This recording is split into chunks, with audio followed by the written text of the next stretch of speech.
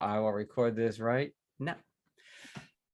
Great. Well, thank you so much. And if you want to start by introducing yourself, go for it. Sure, thanks. I'm Sean Malloy, and I'm currently a professor of history and critical race and ethnic studies at the University of California, Merced, where I have been since 2005. I was trained as a diplomatic historian. I got my PhD, my BA at UC Berkeley, a PhD at Stanford. I was trained as a relatively conventional diplomatic historian. My first book was on the U.S. decision to drop the atomic bomb on Japan. And then I subsequently transitioned to a second book project that looked at the internationalism of the Black Panthers, which is, I guess, what we'll be talking about mostly today. I will say, apropos of my background, that the current project I'm working on is an examination of the counter-mobilization against Palestinian solidarity efforts on U.S. college campuses, right? So looking at the way in which Zionist organizations and campuses have tried to crack down on things like the boycott, divestment, and sanctions, or BDS movement, as well as other efforts at Palestinian solidarity. So that's me, but I want to turn it over to you to see what you want to talk about today. Well, definitely before going into the questions, I will just say that sounds like a really exciting project. I'm involved in my campus's SJP. We actually just had Mohammed Al-Kurd come speak on campus. Oh, and I saw that. Yes, I saw that. Yeah. Yes. Yeah. That seemed like it was a bit of a thing. Yeah, it was a little bit of a thing. We had, I mean, there you go, right there for counter mobilization. We had writing in the Al-Jamainer about it and like denouncing it and everything. So there's one case study. But that was great, and it's always like great to see. I mean, it was like one of the most well-attended events we've had on campus here, so it was awesome. So two questions. First of all, do you prefer Joseph or Joe or something else? Either one works, but Joe, I think more people call me Joe. So yeah, you can. Okay, that's so fine. that's Joe. That's question one. Question two is, do you have a Canary Mission page yet? I don't, but I feel like I'm entitled. Come on, man! To one. What are you doing? I know, right? I keep telling everybody this is like I want my Canary Mission page, and I feel like that's like I deserve it. But our former president of our SJP here has one. I've checked it out. I feel like it's kind of a badge of honor to get one. It is. I mean, and I don't want to downplay the negative effect that Canary Mission can have, right? Right. Yeah. Like I don't understand it's pretty bad. Yeah. But it also, you know, I had we were doing a speaker series at my university, and we had Professor Rabab Al-Dahadi come on to talk, and we were talking afterwards that, like, she's just like, this Canary Mission is amazing. Like, every time I'm depressed, I go look at this page of all these wonderful young activists. And I've actually used, when planning speaker series, I've used Canary Mission to find speakers. Because it's like, hey, somebody else has already done all this. And, you know, again, you have to, I have a page on there, but they actually confused me and another Sean Malloy. Oh, really? So my Canary Mission page credits me with writing a book in 1993.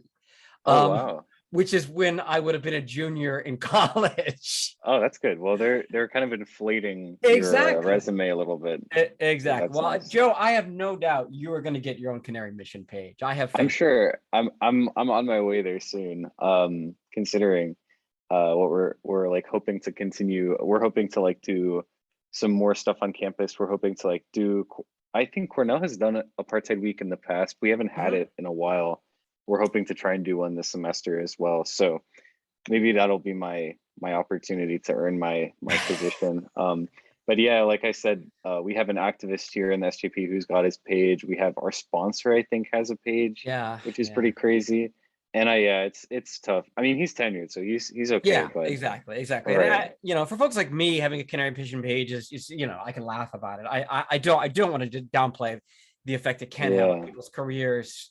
And anybody who knows what Canary Mission is going to take it with a grain of salt. But I mean, there are cases when I've gotten emails from graduate students saying, "Hey, I want to chat about something from another university," and I'll Google them just because that's what you do. And on a number of occasions, the first thing that's turned up has been their Canary Mission page.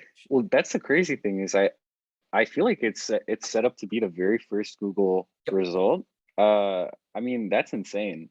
Yeah, I know that people have also tried to do like an anti-Canary Mission, or there was an attempt to set up a kind of like downplaying it or countering it in some way, but it's crazy how extensive it is, and Yeah, I don't Yeah, know. their search optimization, their SEO work, whoever's doing that, I Right. mean, they're It's really evil, good. but props Yeah. to their SEO person, because Yeah. it does tend to turn up first. Yeah. And I do worry about, particularly, students, folks who are not tenured. Yeah. That can have very negative consequences, and Right. we laugh about it when we can, but it's also I particularly for younger folks who are looking for jobs, and that page pops up and it says, "Oh, you're an anti-Semite," right? Because you signed a Right. BDS petition. Yeah. Well, yeah. But hopefully it is a way to, as you're saying, kind of like make connections, if anything, in like this kind of weird way. You can kind of see like what people on other campuses are doing. So yeah, it's unfortunate, but Yeah, I mean, there's it just actually some. comes with the turf, I think. Yeah. It does. I mean, there's some weird links there actually to the Panthers. In Oh, that, really? I mean, just in the extent that one of the things that I found in doing the research for the book is that the folks who have done some of the most comprehensive historical work on the Black Panther Party is the FBI, right? And I think there are times in the history of the Panthers when the FBI knew more about what was going on across all the various Panther chapters than the leadership of the Panthers did, right? Because they were so dedicated. The FBI had lots of money and people to throw at the question of understanding the Panthers, and the Panther leadership was, struggling to keep things afloat. So, sometimes these sort of outside hostile organizations actually do a better job of indexing, and obviously through an ideological filter and lens that you have to unpack. But in the same way that I found out things, I made connections through Canary Mission that I found out. I think there are things that I've heard former Panthers say they would read the COINTEL profiles and found out things they didn't know about the party they were part of, because they were only one small part of it. Yeah, it is kind of incredible as well. Like, I think people have discovered a lot with declassifying some of these documents from COINTELPRO about a Mm-hmm. whole range of different things, as well as like the assassination of Fred Hampton Yeah. and everything. Yep. But so just to go into the book, like I'm very curious about, I think in particular, when you discuss, like, not to like jump too far ahead, maybe we can kind of start off with maybe like a brief introduction to the very like thesis that you're working with about like the internationalism Yeah. of the Black Panthers, how they start making anti-colonial connections. But kind of what I am interested in focusing on is the split that emerges between Mm, Eldridge Cleaver, based out of Algiers, yeah. and then the Panthers who stay in California with Huey Newton, primarily like focusing on domestic or Mm-hmm. local kind of service in the community. So let's kind of like begin with this internationalism that emerges with the Panthers, and like how it becomes a part of their theory to incorporate anti-colonialism. Some of the chapter names you have are really incredible, like Juche Baby All the Way is like one of my favorites. But how did they start encountering thinkers like Frantz Fanon, Mao, and incorporating them into the rhetoric as well as the ideology of the Panthers? Yeah, thanks. That's a great question. And I, sort of backing up just a little bit, that part of the reason that I ended up writing the book I wrote is that it seemed to me that while there had been a decent amount of writing on the Panthers, I mean, there's plenty of good academic stuff on the Panthers. And everybody had kind of acknowledged the Panthers had an internationalist dimension. That there hadn't been a lot of attention to kind of the evolution and subtleties of the Panthers internationalism, and it's something that very much changed over time and was also contested within the party itself, right? That we'll get to when we talk about the split. And I think very early, the Panthers were exposed to things like Fanon, like Che, like the various kind of decolonial movements in Africa before they were the Panthers, right? That the Panthers founders and folks would go on to become influential leaders within the party, like Eldridge Cleaver, like Bobby Seale, like Huey Newton. They encountered that stuff kind of organically in their communities, and so when Bobby Seale and Huey Newton are encountering Fanon, they're encountering in the context of their own community in Oakland, right? And in the initial, and they encountered also through groups like the Revolutionary Action Movement, right? Which is I was just talking with actually a graduate student today about there really needs to be more writing on the Revolutionary Action Movement, or RAM, right? This is a group that started in 1962 with some people of color coming out of Students for Democratic Society, or SDS. They had a chapter in Oakland, and they were really, really committed to trying to take, stuff like Fanon, stuff like the NLF's actions in Vietnam, and bring it to a domestic audience in the United States. And in the very early stages of the Panthers' development, the party kind of downplayed some of that stuff, right? So if you read the Black Panthers' original 10-point program from October 1966, it's not particularly Marxist, at least as you read it, nor is it particularly internationalist, right? There's no reference to Fanon there, or there's no reference to to Mao in there. And my reading of that, and I think it's a pretty widely shared reading, is that was a deliberate move, right? It was a realization that if you're going to appeal to folks in Oakland, you don't start by talking about Fanon. That Fanon influences your praxis, it influences the way you think about your position in the society, but you don't go out and recruit a lot of people by immediately hitting them with Fanon. And that's part of what I track over the course of the book is the evolution of the party's internationalism from something that informed the founders but wasn't particularly explicit, through by the time we get to like late 1967, 1968, a more explicit embrace of various forms of internationalism, and then the kind of the different types of connections that the Panthers are making, right? Some of it is rhetorical and draws on kind of imagery that connects the Panthers' struggle in the United States to struggles in Vietnam, to struggles in sub-Saharan Africa. But also some of it is much more direct, right? So you particularly with the trial of Huey Newton, the Huey Newton trial in 1968, the Panthers are looking for allies. And so they go to the United Nations, they go to Japan, they go to Sweden, they go to Germany, and there's the kind of transnational organizing. And then the final step in that is when we get to when Eldridge Cleaver goes into exile and he ends up in Algeria. There's a need for more tangible support, right?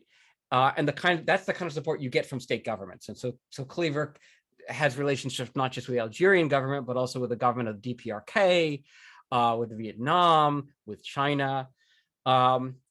And as you note, that causes some stresses, right? And so if we want, we can. Do you want to talk more about the break now, or do you want to go back and talk about the earlier stuff? And you should take this in any order you want, right? Like, and talk about whatever you want. This is your chance to ask anything you want to ask.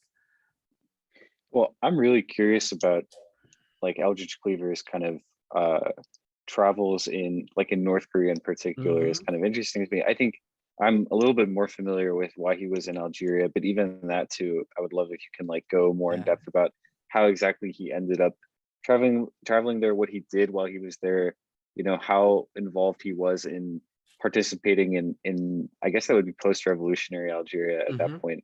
And yeah, I'm curious about that, and as well in the DPRK, Vietnam as well. So yeah, if you could go into more about his international travels. Sure, and I mean to talk about Cleaver's internationalism, you have to sort of go back to why he left the country, right? And that is in the aftermath of the assassination of Martin Luther King in April 1968. There's this kind of debate within the Panthers about what do we do, right? And there's a faction led by Cleaver in Oakland that says this is war, right? This is a declaration of war, and it is sort of interesting given that, I mean, the Panthers were pretty dismissive of MLK, right?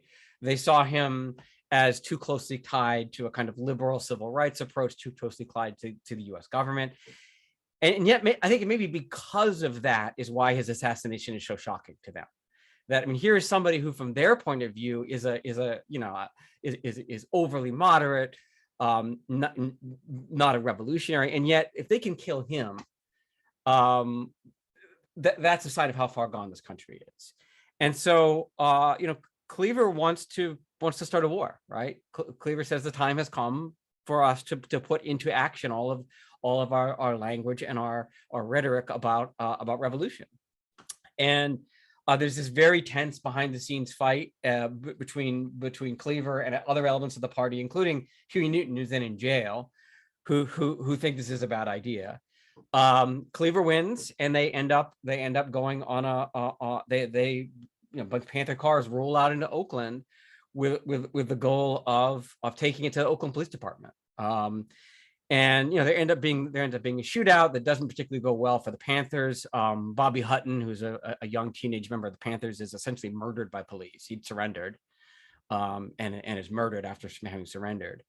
And they're going to send Cleaver back to jail again, right? Cleaver had been in jail, and he decides ultimately that rather than go back to jail, he's going to flee the country. And he goes first to Cuba because that's where the Panthers have a bunch of connections. Cuba has a kind of long history. Revolutionary Cuba, that is, has a long history of taking in particularly black revolutionaries, folks like Robert F. Williams. And Cleaver's idea is, I'm going to go to Cuba and I'm going to get a base there. I'm going to build to train some troops. I'm going to build a guerrilla army. And it ends up being a kind of rude awakening for Cleaver about the limits of the Cuban Revolution, at least with respect to its relationship to black revolutionaries. And he runs smack dab into Cold War politics, and specifically the Sino-Soviet split.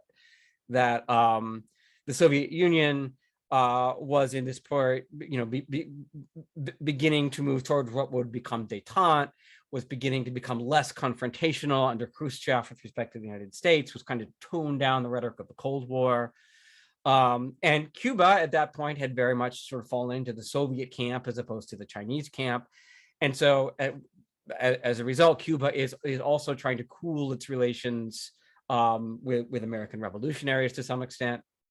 And it's not super, they take Cleaver in, but they're not super enthusiastic about providing him with a base for armed revolution. And the other issue is that Cuba has its own issues with race, right? The Cuban Revolution had very much attempted to address issues of racism against Afro-Cubans. But for a kind of complicated variety of factors, those efforts had stalled by the mid-1960s. And there were fears within the Cuban government, which is largely white presenting, about Afro-Cuban Black Power movements within Cuba. And so here you have Eldridge Cleaver, who is once basically essentially an armed training camp for Black folks on that island, and it's very inconvenient for the Cuban government. And the last straw is when a bunch of hijackers start arriving on the island. This is the kind of golden age of air piracy. And a bunch of hijackings arrive in Cuba, and many of them, claim connections to Cleaver or the Black Panthers. And for a Cuban government that is trying to, not necessarily mend fences with the U.S., but at least tone things down a little bit, that's the last straw. And they end up essentially just putting Cleaver on a plane and shuffling him off to Algeria without ever consulting with the Algerian government, without saying, "Hey, do you want him?" They're just like, "Hey, get on this plane, go to Algiers, bye." And Cleaver, by all accounts, at that point was afraid for his own life in Cuba. He had a house there that he'd stocked with guns, and he was ready for the Cubans to come for him at that point. So he did get on that plane because he figured the alternative was something not good happened to him in Cuba. But he immediately runs into this problem. He's in Algiers, and he has no connections. He has no money anymore because the State Department has frozen all of his assets. They say, "Oh, you're a Cuban national now." And so, he's soon joined by his wife, Kathleen Cleaver, who was pregnant with her first child. He has this, okay, well, I'm in Algeria. I don't know anything about this place. You know about Fanon, but he's never been to Algeria. No institutional support, no connections. What do I do? Right. And he gets some help from a woman named Elaine Klein, who had been an associate of Fanon's, and she worked in the Foreign Affairs office for the Algerian government, kind of recognizes Cleaver, and secures him an invite to this Pan-African festival that's taking place in Algiers, as well as an invitation to the Panther delegation. And that kind of gets his foot in the door in terms of an official presence in Algeria. But of course, that festival ends, right? Like, the festival ends, it's a big success. It's a big moment for the Panthers. There's a lot of, the Panthers have a kind of like exhibition hall in Algiers, and they appear on stage next to representatives of the PLO and Fatah and Yasser Arafat. It's this wonderful moment for them. But also that festival is going to end, and while everyone else gets to go home, Cleaver, Eldridge Cleaver and Kathleen Cleaver are stuck there. And I think it's at this moment where the kind of Asian connections come in, right? The DPRK, and then later China and North Vietnam, as well as the NLF, that for reasons that we don't entirely know, and we're going to need someone to do the archival work on this. The DPRK actually reaches out to Cleaver while he's in Algiers, and the genesis of this, I don't know, right? It reaches out to him, and the embassy there entertains him, and he's invited on to this conference, this kind of conference of radical journalists and activists held in North Korea. And Cleaver, from my understanding, Cleaver goes to this not necessarily because he knows a lot or cares a lot about Juche or about North Korea, but because he's kind of desperate. And I think when he goes, he finds the kind of North Korean model of communism appealing, because it's not. North Korea is an example of a kind of smaller country that had managed to carve out its own socialist communist path that had connections to the other parts of the communist world, but was not necessarily beholden to either China or Russia, right? So that notion of a kind of small, independent, scrappy, self-reliant form of communism is attractive to him. But he also quickly figures out, and this is where the kind of general turn to Asia comes in, that whereas a lot of the governments in the non-aligned world, places like Algeria, are trying to walk this delicate line of not pissing off the US too much, because there's these kind of larger geopolitical currents, and Korea has no such problem, and neither obviously does North Vietnam. And what's interesting is that he kind of Cleaver leverages the DPRK, leverages Vietnam, and leverages China to put pressure on Algeria to allow him to operate there, right? So he's playing a very sophisticated kind of high-level game of geopolitics that is in part influenced by ideology, right? I think he generally does jibe with the North Korean versions of revolution. But there's also, a non-trivial amount of realpolitik there, right? That he needs allies, because Cleaver doesn't want to just be in exile, right? He doesn't just want to live comfortably in exile. He very sincerely and genuinely wants to return to the United States as part of a revolutionary army. And I mean, we can talk about how realistic or unrealistic that is, but it's genuinely what he wanted. And to make that possible, he needed allies, right? And I think that, even to stay in Algeria, he needed allies. And he's very successful, at least for a time, in leveraging those connections to Vietnam, to the DPRK, to the PRC, into the kind of credibility he needed to build up a headquarters in Algeria, right? And he gets the former headquarters of the NLF, right? When the NLF gets recognized as the provisional government of revolutionary government of Vietnam, the Panthers are gifted the NLF's old residence in Algiers as a kind of embassy, right?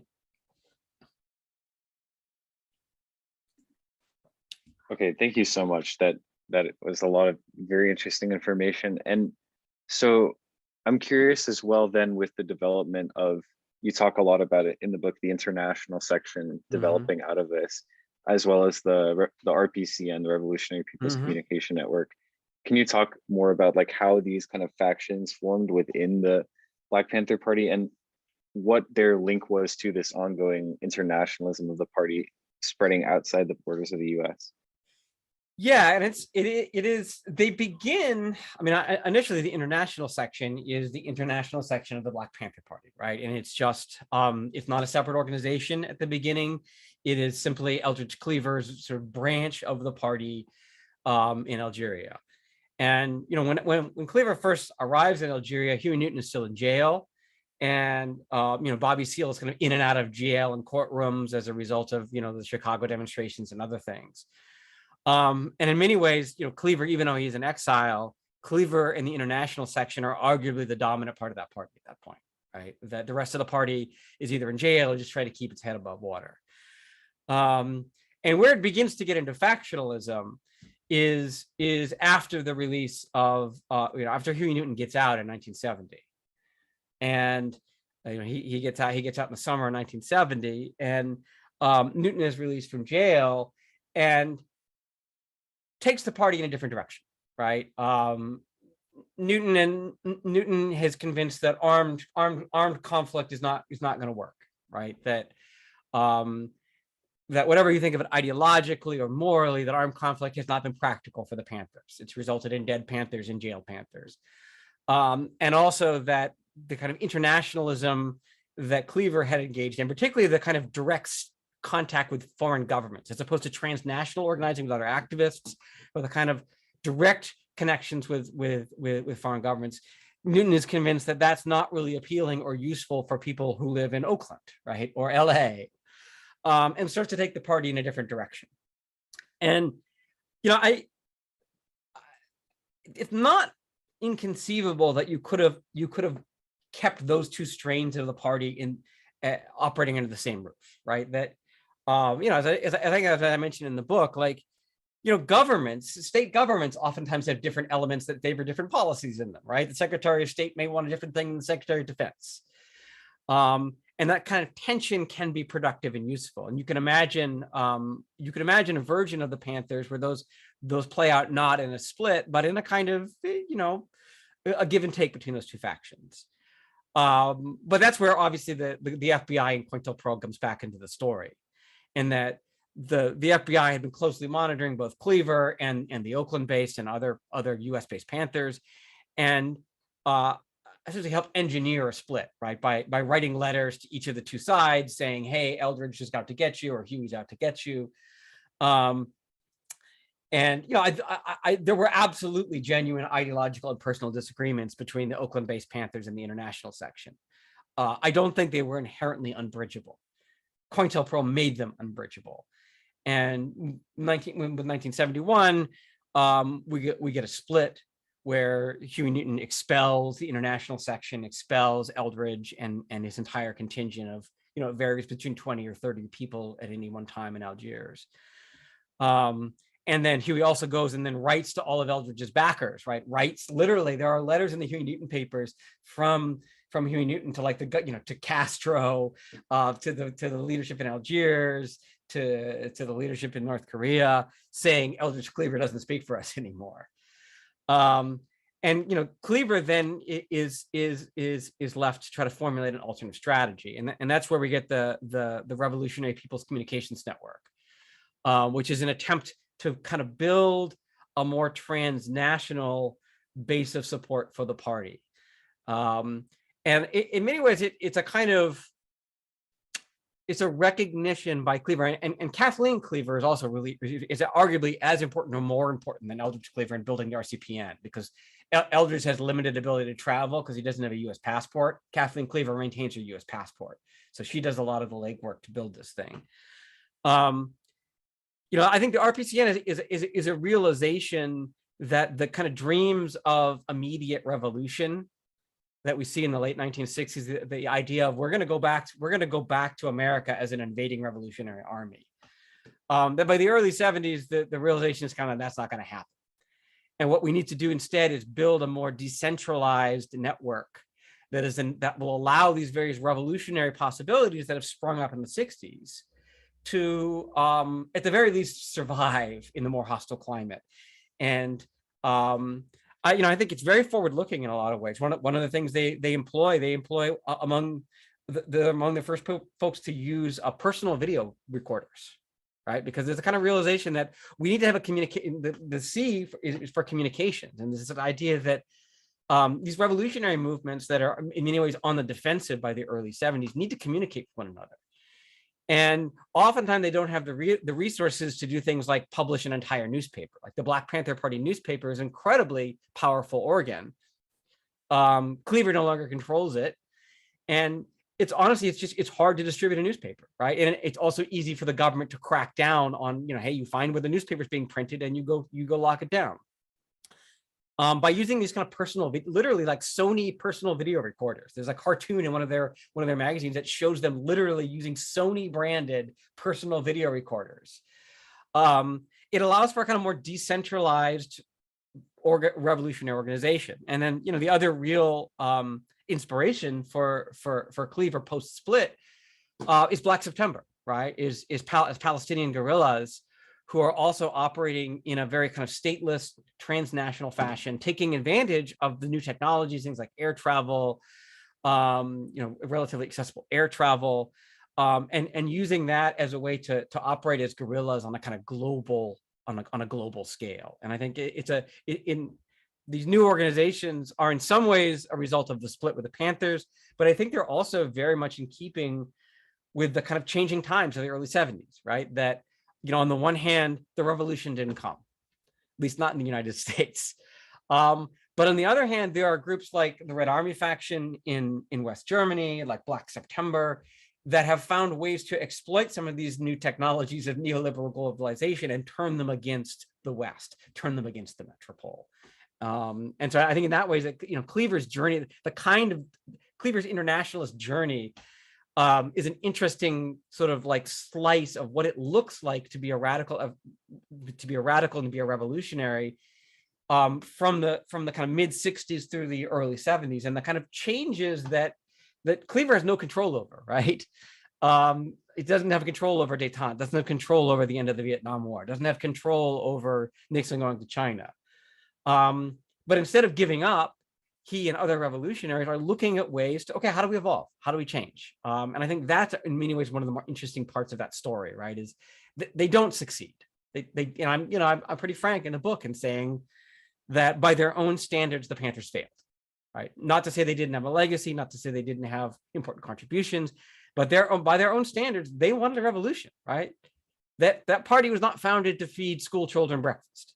They did do that, and that's an important contribution, but it's not why they were founded. But in that, although they did fail, it's not a question of being confronted with resistance and giving up, right? They continued into the 70s and into the late 70s.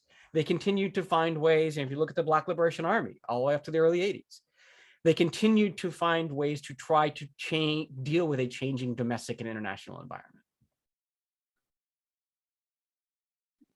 And I wonder also too how important internationalism became in the aftermath and the legacy of the Black Panther Party. Internationalism as a both legacy of the Panthers and as a continual feature in Black radicalism in the United States, and creating this kind of proletarian internationalism, and how, like, on the converse of that, how important it was for these struggles in the global South, in Algeria, in Cuba.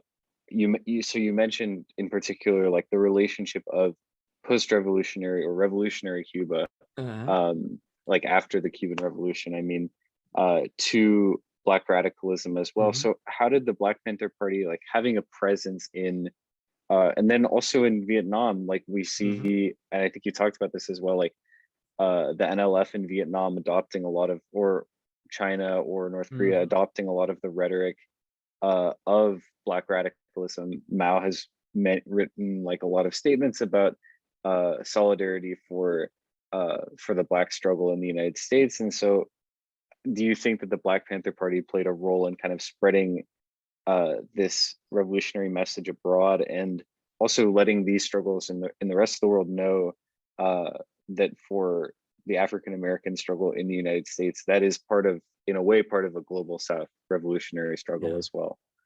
Yeah, it's a really interesting question, and it's also one was hard for me to get at,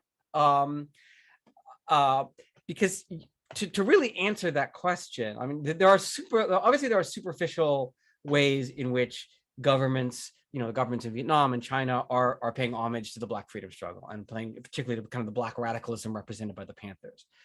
I think that really the question is hard to answer from a perspective of an outsider perspective, is how did these governments and how did the people within these countries actually think about Black radicalism and the Panthers? To what extent is, for example, when Mao is writing statements that are getting published in the Black Panther, right?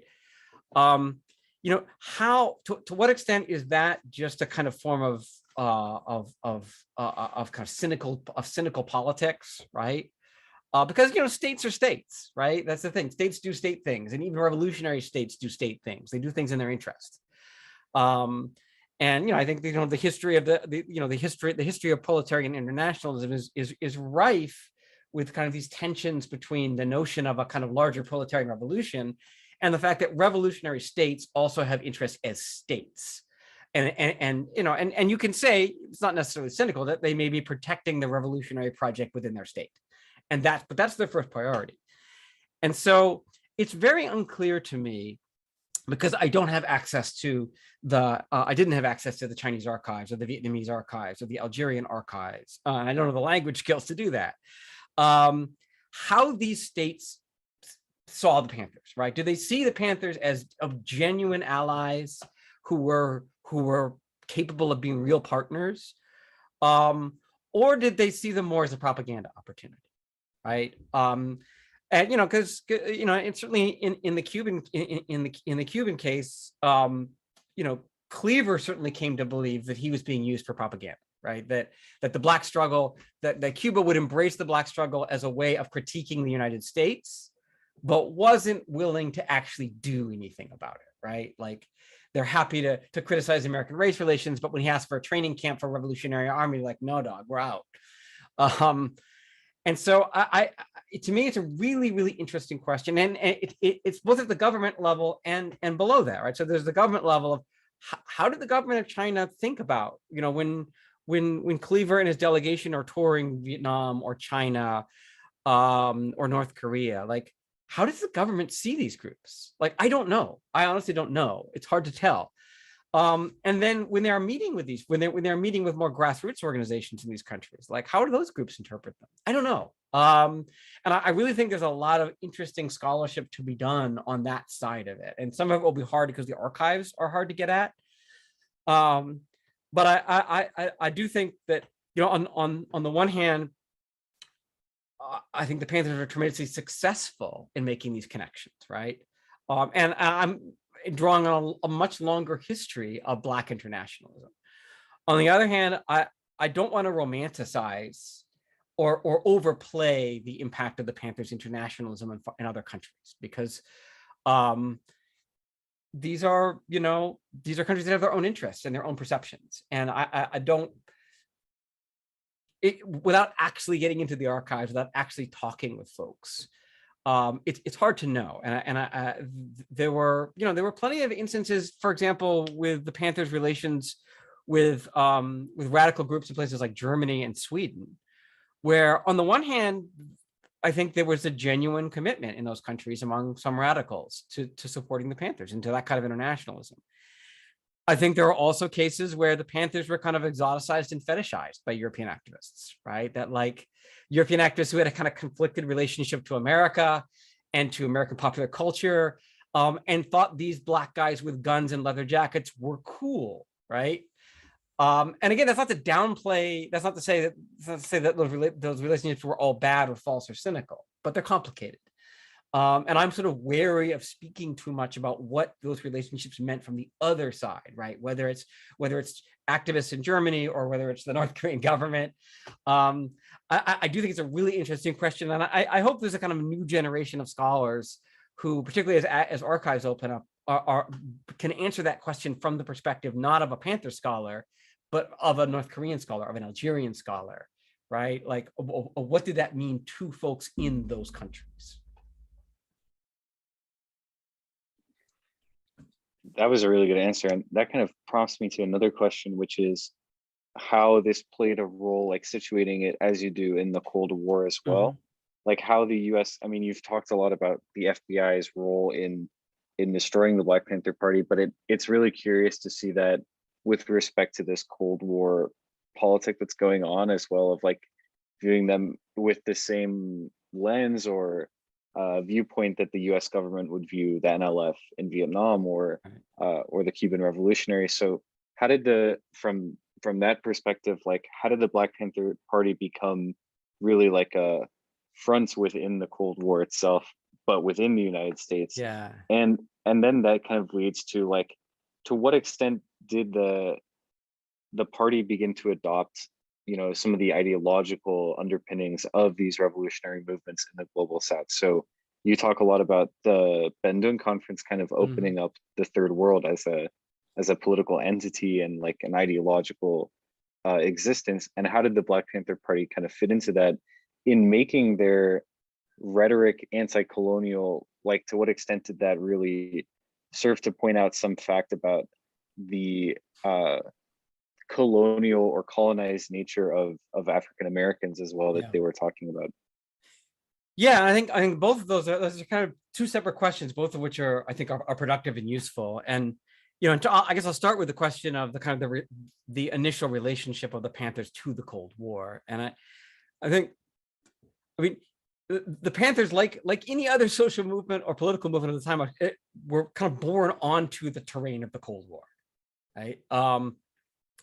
And the Cold War both helped to make and destroy the Panthers in various ways. That the the kind of global struggles, particularly around Vietnam, right? But also the Sino-Soviet split and the kind of particularly the role of China in being kind of a more aggressive anti-colonial power in the 1960s and early 70s, helped create opportunities for the Panthers that wouldn't have existed elsewhere otherwise, right? The Vietnam War really, in particular, helped to kind of mobilize a global anti-colonial front that made it possible for groups like the Panthers to leverage themselves onto the world stage. But the Panthers also kind of died as a result of the Cold War, right? Or the internationalism of the Panthers.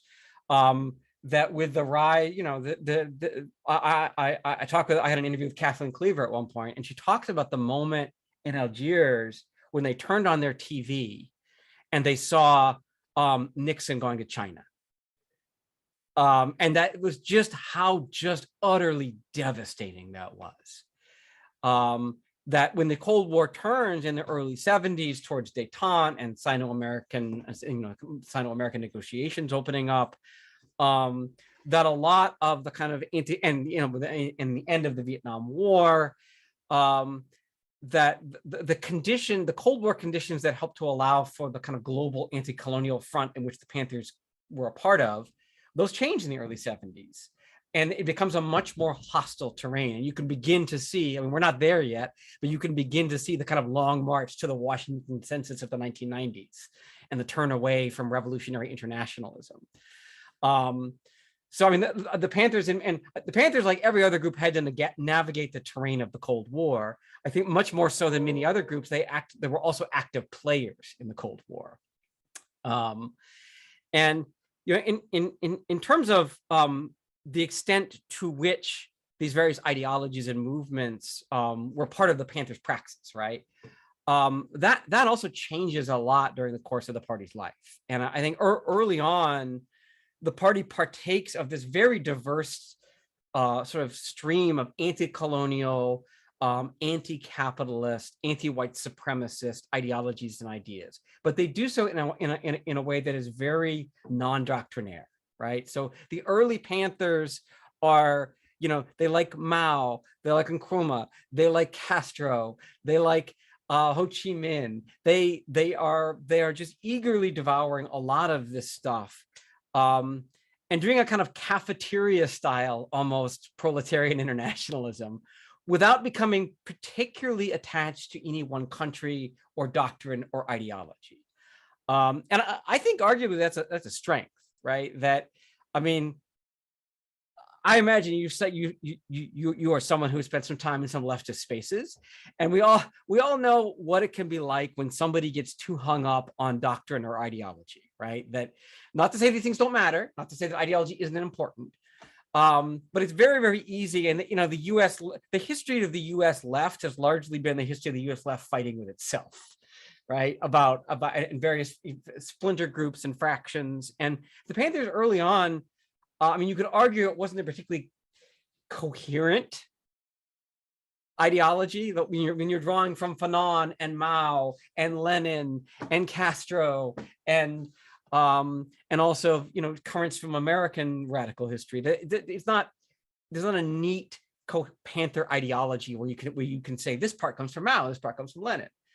But I do think it's powerful in helping to allow the Panthers to organize both domestically and internationally. The change in that does happen in 1969, 1970, as Cleaver in particular is more engaged, sort of by necessity with governments like that of Kim Il Sung in the DPRK. There's a period for a year or two, it started late 1969 and 1970 is probably the height of it, where the Panthers are adopting a kind of more, at least at the top level. I don't know how much of this filters down to the rank and file, but at the top level are adopting a more kind of fleshed out version of Marxist-Leninism, right? And particularly they embraced the DPRK and Juche. I think it's a relatively brief moment in the history of the party that, for the most part, the party's engagement with both Marxist ideology and with various forms of anti-colonialism is more cafeteria style. And again, we can have a debate about whether that's a good approach or a bad approach, but I think there's definitely something to be said for the way in which the Panthers selectively took parts from anti-colonial and Marxist ideology that fit their purposes without getting too hung up on, for example, what's more important, race or class, right? They were like, yo, it's both. And that was kind of where they settled, right? Without necessarily feeling like they had to have a nice long theoretical exegesis on the importance of which of those two is more is the dominant force in the history of Black people in the United States. That was a very, very fascinating answer, and I love your description of it as cafeteria style politics, because honestly, reading a lot of it and reading out of Oakland a lot makes you think about how digestible a lot of these politics can be made, and how taken out of the academy and really like into conversations over food, conversations with friends, a lot of these topics can be made. And I think above all, a lot like reading about the Black Panther Party, you realize the way in which a lot of the theory of someone like Fanon, someone like Mao, even you mentioned like Nkrumah, it can be very easily condensed into like it doesn't have to be necessarily simplified or oversimplified, but can it be made very relatable to people in their daily lives? And I think that's the incredible thing is reading. So like reading the points of the Black Panther program, it's kind of incredible how much of it in terms of rhetoric overlaps with the other movements of people in the global South for liberation, but also for bread, for freedom, like specific tangible demands that make sense for people. I'm trying to think of other questions, because honestly, I can just like listen to you narrate these historical events, and I'm really fascinated by it. But I guess my to try and not have it last too long, I guess I would just wonder, like, not necessarily even the legacy of this, because I think, as you said, the Black Panther Party does still exist in people's imagination, if not as much in real life. But I would ask more about the legacy of this internationalism on today's left. Like, how much do you see the presence of a decidedly Black radical internationalism still in aspects? Like, I can think of one right off the top of my head, which I think a lot of people are familiar with, which is the connection between making the connection between Palestine and Ferguson, which is definitely one. And I wonder, the tracing kind of the lineage and the evolution of what the Black Panthers started with this internationalism to today, how we still kind of see some of that with pro-Palestine activism, but also with activism in and around the African continent, against AFRICOM and against American imperialism in Africa as well. So yeah, I guess that would be my last question: is how do we trace the lineage of the Black Panther Party and its internationalism to the modern world today? Yeah, that's a great question. Actually, I just want to briefly jump back to the last type of conversation, because I was thinking of something as you were talking, and I mean, you're on left Twitter, right? And you know that Yeah, like one of the perennial, like every 2 weeks is a dispute about whether people should read theory or need to read theory or not, right? You get the people who said, all the no, you time. need to read theory. And those who say, no, fuck theory. Like you need direct action and don't make people read Yeah, theory. right. And I think the Panthers are right in between there, right? They have that Yeah, like, yeah, they, theory's cool. Theory's useful. Theory helped the Panthers get to where they are. But they also understood that, like, if you want to win people over, you can't just say read theory, right? You need to make it digestible. You need to, if you want to be a successful revolutionary movement, theory is, I do think theory is important, right? And the history of other revolutionary movements is important. But nobody wants to sit down and read a fucking textbook, right? Like, and I think Panthers did a really good job. Among the things they did best were to straddle that line between hey, read your theory, and no, just go do something, right? But turning to your question about the kind of contemporary legacy of Panther internationalism, I mean, to be honest, I'm kind of pessimistic about that.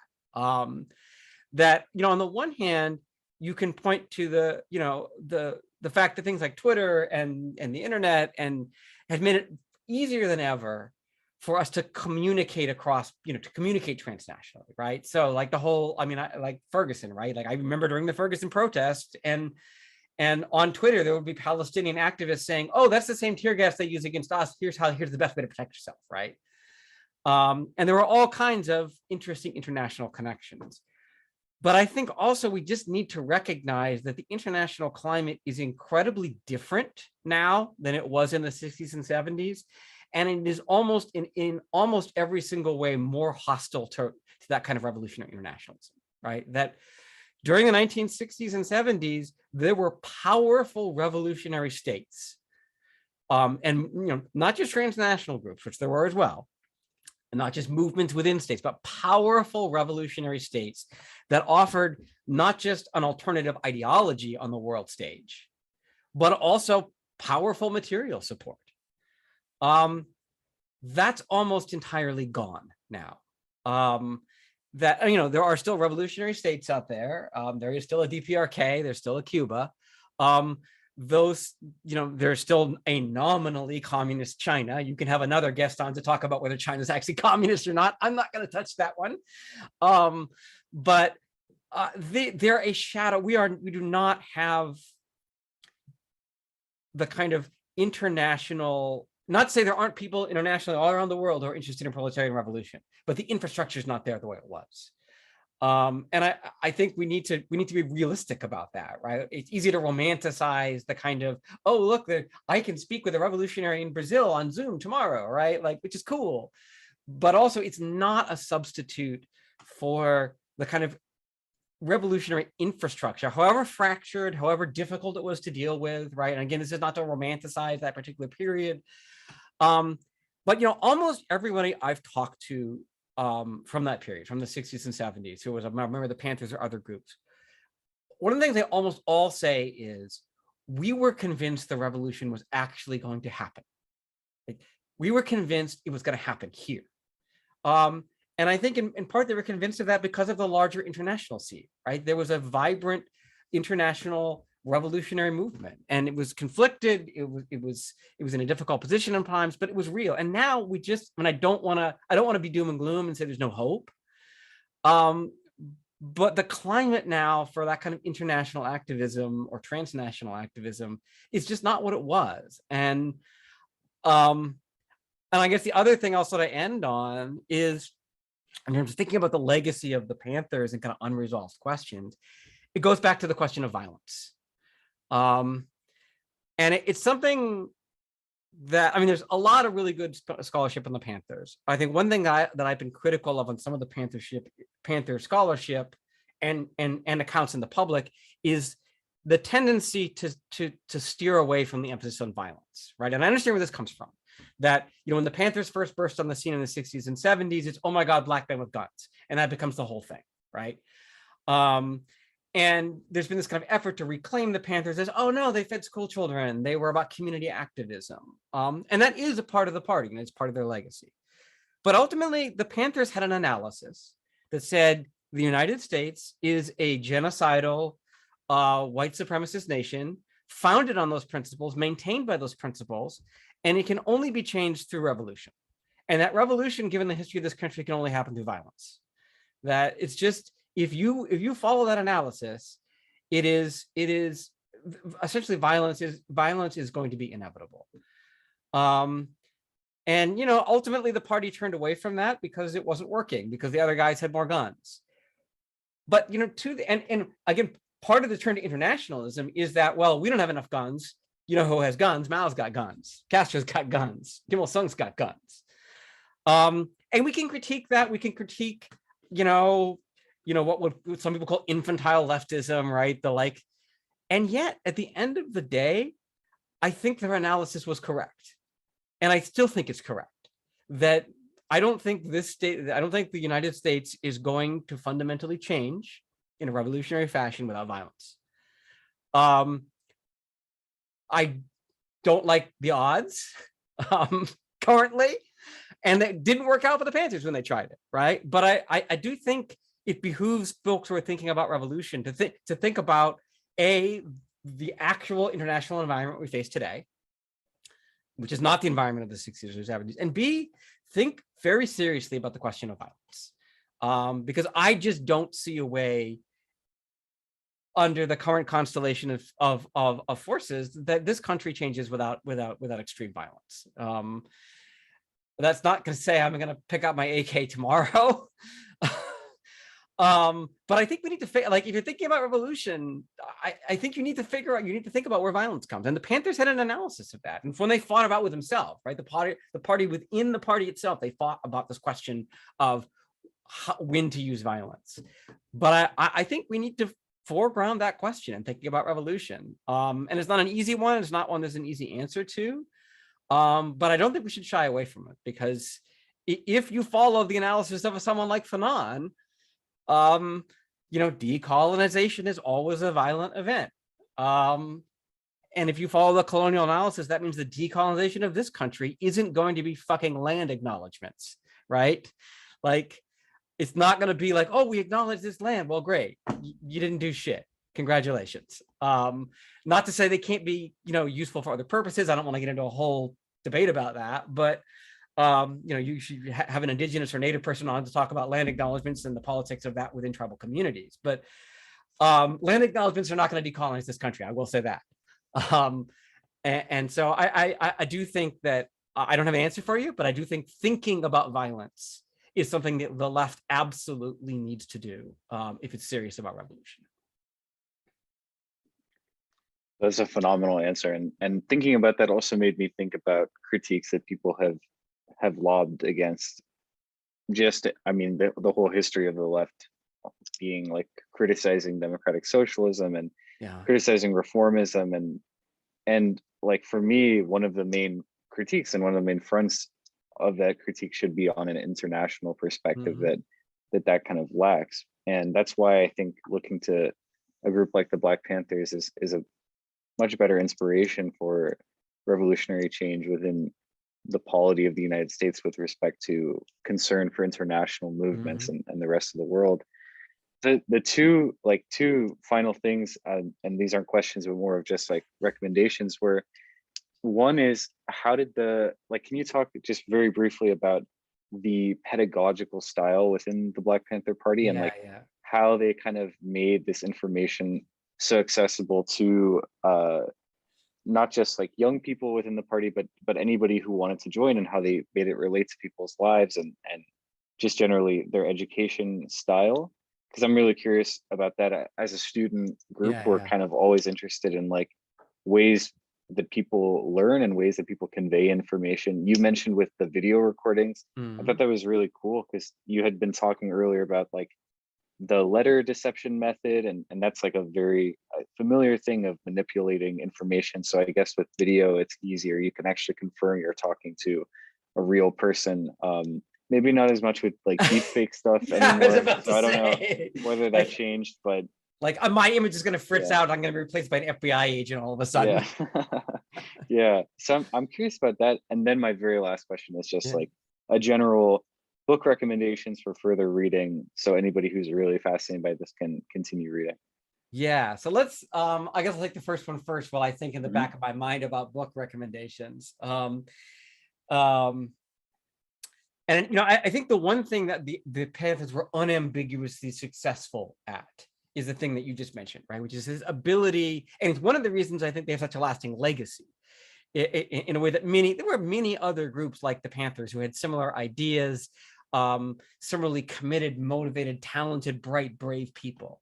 The Panthers are the ones we talk about in part because they were so successful um, at communicating their ideas in ways that were easy to understand. And the term I use in the book is anti-colonial vernacular, right? And what they did is they did read their theory. They read their theory. They read their Mao. They read their Fanon.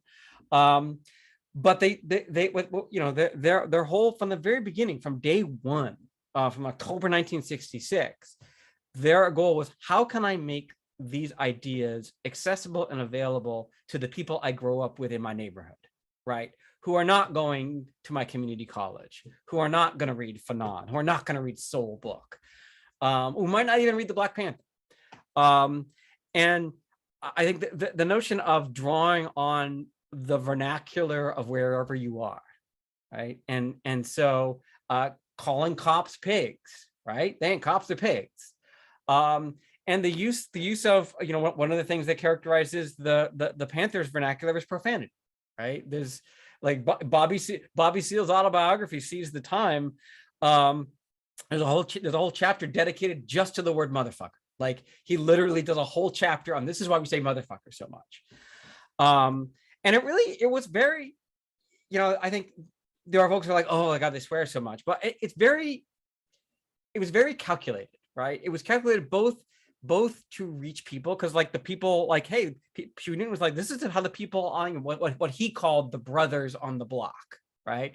It's a gendered term. We should, obviously we need to acknowledge the fact that to which a lot of the Panther organizing was heavily gendered, heavily masculinized in ways that were not necessarily great for the party. But also as a way of signaling, both the use of the word pigs, the use of a kind of very profane vernacular, indicates a fundamental level of disrespect for the institutions of this country that I think was very powerful and very, very important, right? That, no, we're not here to have a civilized debate with these motherfuckers. And I guess, that maybe leads me to a recommendation. I think maybe there are tons of great stuff on the Panthers. Let me make sure I have the actual title. Full title of this. I think third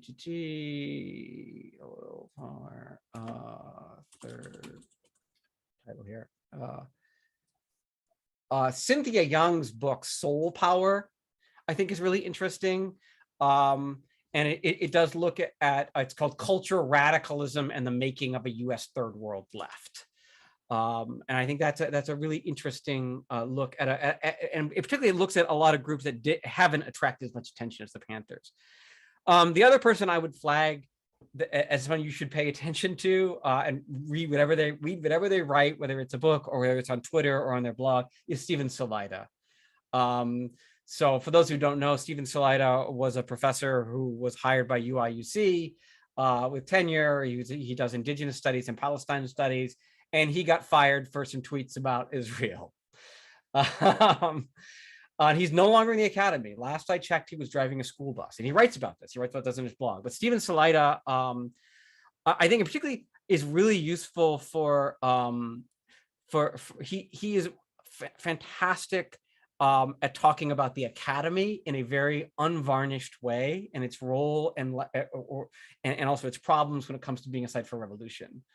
So you can follow him on Twitter, you can follow him on Facebook. He's written a number of books. I think he's written 7 or 8 books. But also Stephen is one of the best people I've ever met.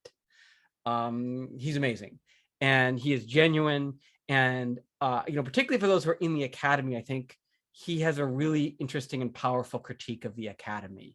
And so I can't say enough good things about Stephen Salaita and his work. Well, thank you so much for speaking to me about your book. I'll show it also on screen because I have a copy and it's phenomenal. I really recommend it. I would And also say no one should buy that book. If you go uh, on LibGen, just type in oh, okay. LIBGEN. It's a pirate website where you can download of academic books. I just checked. I actually downloaded a copy of my book, a PDF of my book for free. So go to Oh, amazing. LibGen. Yeah. You can download it for free. I don't see any money off that shit anyway. So I don't feel Well, bad about pirating academic books. and I mean, just like as a general point of advice, like as a student, I've talked to other students about this, but I feel like, you know, the less money you can spend on books, the better. And we do have that resource. Although I know they always put out stuff about, oh, no pirating allowed or whatever. I don't Yeah. care No, about I that, but mean, again, like I'm not going to defend. If someone comes after you, I'm not a lawyer. So, but like I have just made. I just have decided. It started over COVID when a lot of the stuff's going online. I just made the decision that I would no longer make any of my students ever pay for a book again. And and that's a phenomenal decision. Yeah. and I just feel bad about not doing it earlier. Mm, Because I think for most professors, it's just that we don't think about it all the times. It's just like you think about what books you want to assign, and then you think right. about it, right? And I think Yeah. there's a lot of times we're not as conscious as we should be about, well, folks got to buy these books. Yeah. Yeah. And the fact is now you can, you can either scan them yourselves or, yeah, I mean, a site like LibGen, like Right. I'm teaching, all of my classes. I just went on this site ahead of time and just downloaded all that shit. And I don't Mhm. feel bad about that kind of piracy because academics don't make money off of books, right? Right. Books are important to us for our careers. It's how you get Yeah. tenure and shit. But it's not like when you pirate an academic book, you're taking food off of anybody's table. Well, that I have a clear conscience now about doing it. Yeah, I absolve Well, you, my son. thank you. So thanks so much. I'll record, put the uploading onto YouTube and Spotify as well. I'll send it to you. Fantastic. And then yeah, you have me on Twitter, and it's awesome to get to talk to you because I'm gonna definitely stay in touch. I'm glad you have the same observations about Twitter that I do. That it's more of a necessity than it is a something I enjoy using. But Yeah. I'm definitely keep in touch. Because this was a great conversation, and I'm curious to ask you more questions about the book as they pop into my mind. Yeah, thank you, Joe. You're doing some fantastic work with this new project, and I was really, really, really glad to get a chance to chat with you. And I'll look for you on on Twitter. I mean, I would like to say I don't enjoy it, but I enjoy it. I'm sorry, I do. It's bad Yeah, for my brain. It's really bad for me. I recognize it's bad for me. But there is just something about having all of the unfiltered thoughts of the world wash over your right. diseased brain, right? Yeah, Like, definitely, definitely. all Well, right. Well, thanks so if much. nothing else, have me on again when I come out with my book about Palestine. I would love to. Yeah, That's going to that be a would be a while, great. but Yeah, well, that would be a great one to do as well. Is kind of like because I'm really fascinated about that too, about Canary Mission and all that stuff Mhm. is really interesting. So Yeah, I'll I definitely talk to actually you would again. Yeah. suggest dropping. I mean, I don't know how available he is these days, but drop Stephen Slide online. Oh yeah, yeah. I will. I'll check that out. That would be great. It'd He's be cool to he's talk to him. he's fantastic. All right, Joe. Well, it was Cool. great to talk with you. Nice talking to you. All right, take care. Bye, Bye. Sean.